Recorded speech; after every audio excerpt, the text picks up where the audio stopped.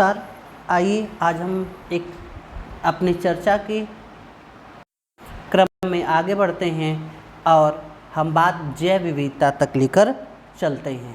तो आइए शुरू करते हैं आज का लेक्चर, जैव विविधता, बायोडाइवर्सिटी। तो जैव विविधता क्या होती है?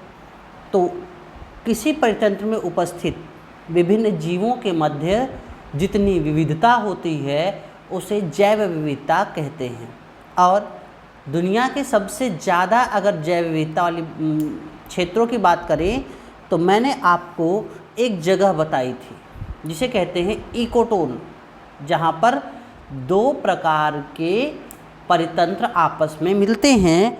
और इस प्रकार के परितंत्र में आप देखेंगे कि वहाँ पर जीवों की बहुत ज़्यादा संख्या पाई जाती है। तो उसी प्रकार के इकोटोन के एक बहुत खूबसूरत एग्जाम्पल के रूप में आर्द्र परितंत्र या वेटलैंड के रूप में हम जानते हैं। तो आइए हम वेटलैंड शुरू करते हैं। तो वेटलैंड क्या है? कम गहरे जलीय और स्थलीय परितंत्र के मध्य का संक्रमण क्षेत्र, एक इकोटोन, यानी जहाँ पर जैसे आप देखेंगे कि समुद्र स्थल से लगातार मिल रहा है, तो इनके मध्य जो विकसित क्षेत्र है वो क्या है? वो है एक इकोटोन। आर्द्र भूमि में उगने वाले जो ऐसी जगहों पे आप देखेंगे बहुत ज़्यादा क्या होंगे? जलीय और स्थलीय पौधे उगेंगे, इनको मैक्रोफाइट कहते हैं। और जो समुद्र के आसपास जो पौधे उगते हैं उनकी सबसे अच्छी खासियत ये होती है कि वे लोग जो ज़मीन से लवणीय जल है उनमें से लवणों को छांट कर और जल को केवल वो ग्रहण करते हैं, यानी वो नमक को ग्रहण नहीं करते, तो इसको मैक्रोफाइट कहते हैं। और जब ये इस प्रकार की यानी जो छानने का काम करते हैं, तो उसी तरह से हमारे शरीर में जो यूरिया है और जो यूरिया को यूरिक एसिड बना दिया गया, यूरिक एसिड को यूरिया बना दिया गया हमारे किडनी के द्वारा और बाद में उसे लीवर के द्वारा छान कर बाहर कर दिया जाता है, तो ये किडनी का काम करते हैं। तो यहाँ पे भी छानने का काम आर्द्र भूमियाँ और वहाँ की वनस्पति कर रहे हैं, इसलिए इस क्षेत्र को, इन भूमियों को कहते हैं प्रकृति की किडनी। तो मुख्य रूप से दो प्रकार की होती है आर्द्र भूमि, वेटलैंड। एक तो अंतःस्थलीय यानी जो स्थलों से अवरुद्ध है, जैसे झील, तालाब, दलदली भूमि, और दूसरा तटीय, जैसे मैंग्रोव, प्रवाल भित्ति जो कि समुद्री क्षेत्र में होती है। ठीक है, आइए आगे चलते हैं। तो आर्द्र भूमि पर हमने जब इसकी उपयोगिता के बारे में जाना तो हमने 1971 में रामसर में एक सम्मेलन हुआ जिसको रामसर कन्वेंशन के रूप में जानते हैं, और यह 2 फरवरी 1971 को हुआ।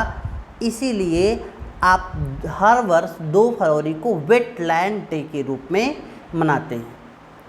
और जो 2024 का वेटलैंड डे है उसका जो थीम है wetland and human wellbeing, wetland and human wellbeing ये है, यानी उसमें हमारे जीवन को बेहतर बनाने में आर्द्र भूमि किस प्रकार से अपनी इम्पोर्टेंस को रखता है। आप देखेंगे कि आर्द्र भूमि क्या करता है। तो ऐसे तमाम आर्द्र भूमियों में जो मैंग्रोव पाई जाती हैं, जो तमाम तरह की वनस्पतियां हैं, जो आप देखेंगे कि हमारे स्वास्थ्य के लिए बेहतर काम करते हैं, जो वहाँ से दवाएं बनती हैं, वहाँ से सौंदर्य प्रसाधन की चीज़ें बनती हैं। जैसे एक पेड़ है सुंदरी वन में, वहाँ पे उस पेड़ की लकड़ियों से लिपस्टिक बनती है। तो इस प्रकार की बहुत सारी चीज़ें हैं। तो भारत में वर्तमान समय में 2024 तक, जिसमें 5 जोड़े गए 24 में, 2023 के अंत में एक्चुअली जोड़े गए। तो वे जोड़ने के साथ पहले 75 थे, अब 80 हो गए। और जो 5 जोड़े गए उसमें पहला है अंक समुद्री पक्षी संरक्षण रिजर्व कर्नाटक में, अघनाशिनी ज्वारदमुख कर्नाटक में, मगादीकेरे संरक्षण रिजर्व कर्नाटक में, ठीक है। और आपके इसके बारे में थोड़ा सा ब्रीफ मैंने यहाँ पे किया हुआ है कि किसी भी तरह के अगर प्रश्न आएंगे तो आप वहाँ पे कर जाओगे। तो अगर कर्नाटक में है तो सिंपल सी बात है कि कर्नाटक की स्थिति देखेंगे तो यह अरब सागर के क्षेत्र में जाएगा, ठीक है। और अगर हम अगली स्लाइड पे चलें तो तमिलनाडु की बात जब करेंगे तो तमिलनाडु हम आ जाएंगे ये क्या कहते हैं बंगाल की खाड़ी क्षेत्र में। तो कराई वेट्टी पक्षी अभयारण्य और लोंगवुड शोला रिजर्व फॉरेस्ट, ये दोनों भी तमिलनाडु में हैं।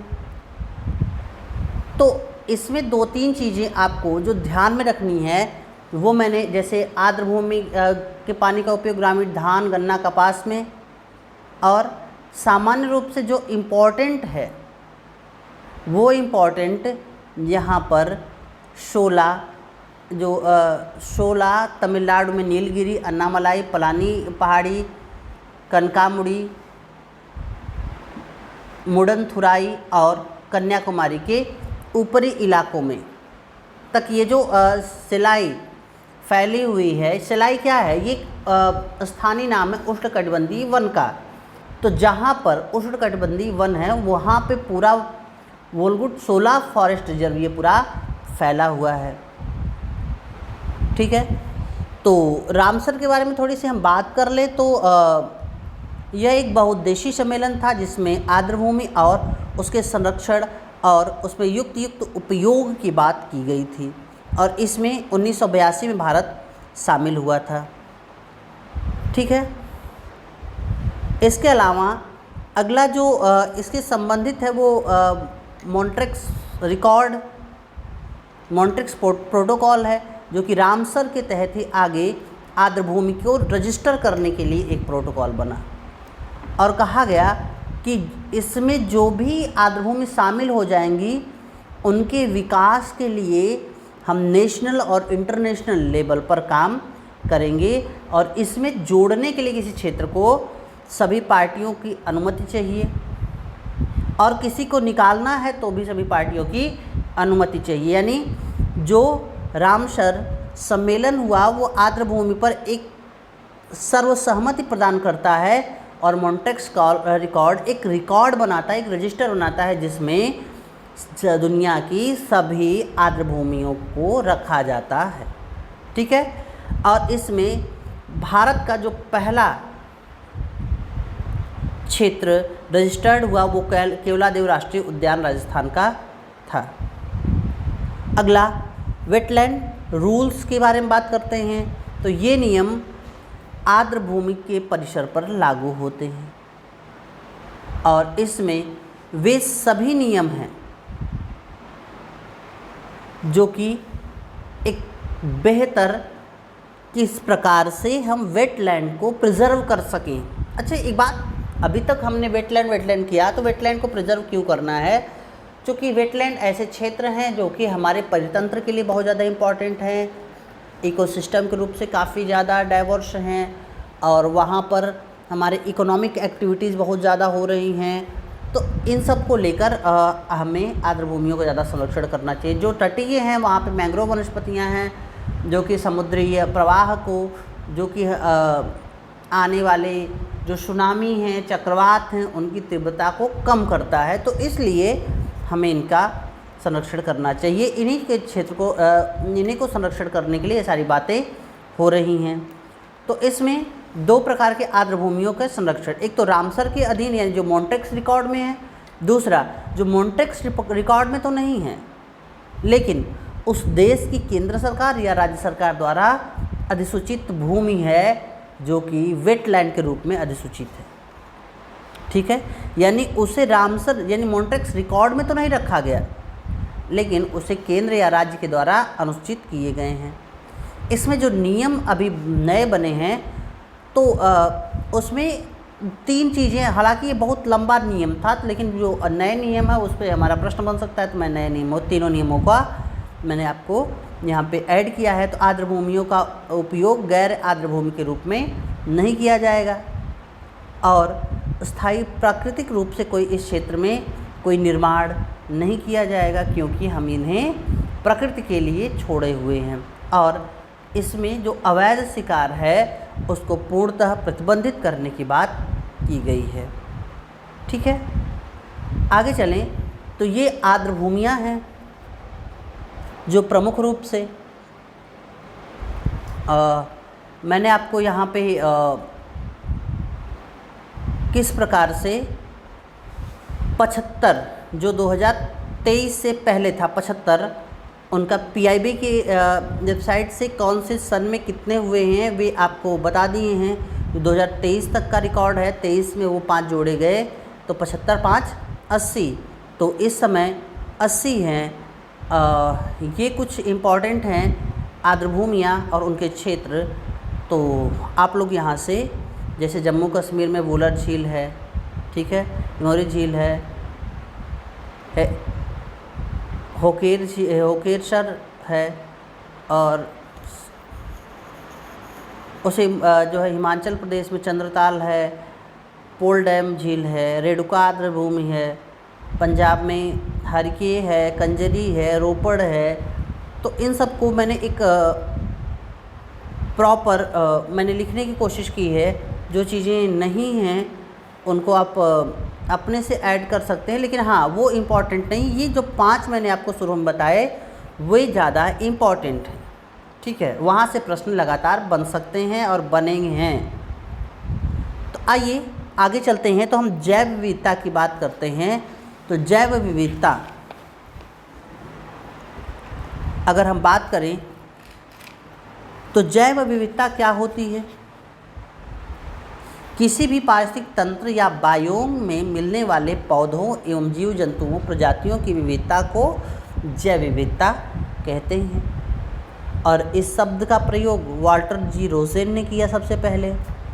और जैव विविधता दिवस 22 मई को मनाते हैं, जो कि आने वाला है। ठीक है, और अगर जैव विविधता के प्रकार की बात की जाए तो एक आनुवंशिक जैव विविधता है, जो एक ही जाति के मध्य पाए जाने वाले, जैसे कोई आप देखेंगे गाय है, सफ़ेद है, काली है, नीली है, पीली है, तो वे उनकी जैव विविधता है। जो प्रजातीय जैव विविधता है वो किसी क्षेत्र में जो कितने प्रजाति के जीव पाए जाते हैं उनकी बात करता है। और जो पारिस्थितिक तंत्र जैव विविधता है वो पूरे एक बड़े से परितंत्र में, बड़े से क्षेत्र में कितने प्रजाति के जीव पाए जाते हैं उनकी विविधता को बताता है। अब जैव विविधता के स्तर की अगर बात करें तो पहला हमारा स्तर है स्थानीय जैव विविधता, जिसे अल्फा जैव विविधता भी कहते हैं। ये किसी विशेष स्थान के जीवों की संख्या को प्रदर्शित करता है। जैसे एक छोटा सा स्थान है, वहाँ पे कितने जीवों की संख्या है, तो इसे अल्फा से डिनोट किया जाता है। उसी तरह राष्ट्रीय जैव विविधता, जिसे बीटा से डिनोट किया जाता है, वो किसी राष्ट्र में, किसी क्षेत्र में कितने जैव विविधता है। और सिंपल सी बात है कि अगर जैव विविधता को देखें, आप विषुवत रेखा से ध्रुवीय क्षेत्रों की ओर जैसे जैसे बढ़ते जाएंगे वहाँ पर जैव विविधता लगातार कम होती जाएगी। महाद्वीपों के पश्चिमी तट पर देखेंगे जैव विविधता ज़्यादा होगी, पूर्वी तट पर देखेंगे जैव विविधता कम होगी। पूर्वी तट पर देखेंगे तो जैव विविधता कम होगी, पश्चिमी तट पर जैव विविधता अधिक होगी। यानी कहीं न कहीं से वर्षा और वहाँ की जो जलवायु है वो जैव विविधता को ज़्यादा प्रभावित करती है। समुद्री क्षेत्र है, वहाँ पे गर्मी है, प्लैंक्टन से, इन सब की मात्राएँ इसको प्रभावित करती हैं। और वैश्विक जैव विविधता जिसे गामा से डिनोट करते हैं, वो किसी विस्तृत भौगोलिक क्षेत्र की विविधता या प्रजातियों के मध्य होने वाली अंतःक्रिया का ज्ञान कहलाता है। जैसे दक्षिणी एशिया क्षेत्र की जैव विविधता, जैसे अमेरिकन क्षेत्र की जैव विविधता, जैसे यूरोपीय क्षेत्र की जैव विविधता। यानी एक बड़ा क्षेत्र, इसे हम गामा विविधता कहते हैं। यानी अगर हम कहें कि गामा विविधता को कैसे, alpha plus beta equal to gamma, यानी स्थानीय जैव विविधता और राष्ट्रीय जैव विविधता को हम मिला दें तो पूरा वैश्विक जैव विविधता बन जाएगा। ठीक है। अब जैव विविधता का संरक्षण, चूँकि लगातार ये इसका ह्रास हो रहा था, तो हमने इसके संरक्षण के लिए तमाम नीतियाँ अपनाई हैं, जिसको एक्स सिटू और इन सिटू कहते हैं, यानी अन्यत्र स्थानीय और स्वस्थानीय। जब जीव को उसके प्राकृतिक निवास के बाहर, जैसे जू में, जैसे बोटैनिकल गार्डन में, हम अगर उसे प्रिजर्व करते हैं तो यह अन्यत्र स्थानीय, यानी उनके प्राकृतिक आवास से हम उन्हें निकाल कर कहीं अन्य आवास पर संरक्षित कर रहे हैं। वहीं पर अगर हम उस जो क्षेत्र में वो पैदा हुआ है, जिस क्षेत्र में वो रहता है, उसी क्षेत्र में हम उसका प्रिजर्वेशन करते हैं तो उसे स्वस्थानीय संरक्षण कहेंगे। जैसे हम किसी स्थान को जैवमंडल रिजर्व, राष्ट्रीय पार्क, वन्य जीव अभयारण्य के रूप में संरक्षित कर दें। ठीक है। तो ये जैव विविधता के संरक्षण के दो प्रकार हैं। आइए हम बात कर लेते हैं जैवमंडल रिजर्व की, बायोस्फीयर। ये बायोस्फीयर जो होता है वो केंद्र द्वारा ही इसकी पहचान की जाती है। कैसे की जाती है?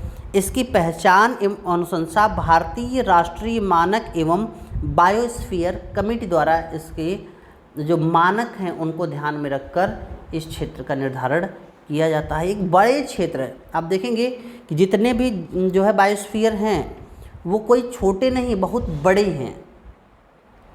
और एक जैवमंडल रिजर्व की सीमा में कई राष्ट्रीय पार्क, जीव अभयारण्य आ सकते हैं।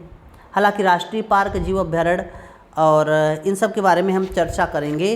हम लोग आगे की लेक्चर में जो चर्चा करेंगे, जो मैं इंक्लूड करूंगा, जैसे राष्ट्रीय उद्यान, वन जीव अभयारण्य है, कंजर्वेशन जो है रिजर्व है, सामूहिक रिजर्व है, राष्ट्रीय उद्यान है, वन जीव अभयारण्य है, सामुदायिक रिजर्व है, तो हम इनमें इन पर चर्चा करेंगे। लेकिन अभी हम जिस बायोस्फीयर की बात कर रहे हैं, तो एक बायोस्फीयर में कई राष्ट्रीय पार्क, कई जीव अभयारण्य आ सकते हैं। और इसमें जितनी भी, जैसे एक बड़े क्षेत्र को अगर हमने जैव मंडल रिजर्व घोषित कर दिया तो उसमें जितने भी प्रजाति की चीज़ें हैं, जितने भी प्रजाति के जानवर हैं, हम सभी का उसमें संरक्षण करते हैं। उसमें किसी भी प्रकार का उन्हें हम हानि नहीं पहुंचा सकते अगर वह जैव मंडल रिजर्व है। तो भारत में वर्तमान में 18 जैव मंडल रिजर्व हैं, जिसमें से 10 जैव मंडल रिजर्व यूनेस्को की सूची में शामिल किए गए हैं और जिन्हें वैश्विक जैव मंडल रिजर्व नेटवर्क जो है उसमें शामिल किया, जो 10 हैं। 8 ऐसे हैं जो कि वैश्विक जैव मंडल के वैश्विक नेटवर्क में शामिल नहीं हैं। आगे आपको ये 18 की सूची है, नीलगिरी है, नंदा देवी है, नोकरेक है, आप जो है कहाँ पे है, कैसे है, तो हम आपको उसमें ये सारी चीज़ें, ग्रेट निकोबार है, मन्नार की खाड़ी है, मानस है, सुंदरबन है, सिमलीपाल है, डिब्रू है, देहांग बिहांग, पचमढ़ी, कंचनजंगा, अगस्त मलाई, अचानक मार, कच्छ, ठंडी मलाई, शेषांचल पहाड़ियाँ, पन्ना, ये सारी चीज़ें मैंने आपको यहाँ पे दी हैं। तो आप इसको एक बार थोड़ा सा ध्यान रख के पढ़ लीजिएगा। सिंपल सा, यहाँ से हर एक दूसरे साल में यहाँ से एक प्रश्न आते हैं। और हाँ, वेटलैंड से एक प्रश्न इस बार मस्ट है। यहाँ से एक प्रश्न हर दूसरे साल आते हैं। तो पिछले साल नहीं आया था, तो इस बार, जैसे उससे पिछले साल आया था अचानक मार, ठीक है, तो इनको हम थोड़ा सा ध्यान रख के पढ़ लेंगे। और अगर संरचना देखें तो इसमें 3 क्षेत्र होते हैं।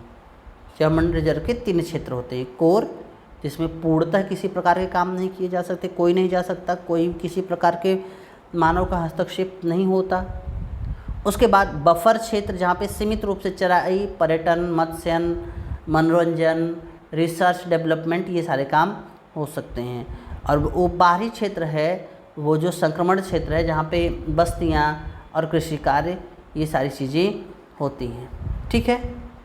तो इन सभी चीज़ों के अलावा अगर हम देखें तो इनकी भूमिका देखें तो ये अगर हम इनकी भूमिका देखें किसकी,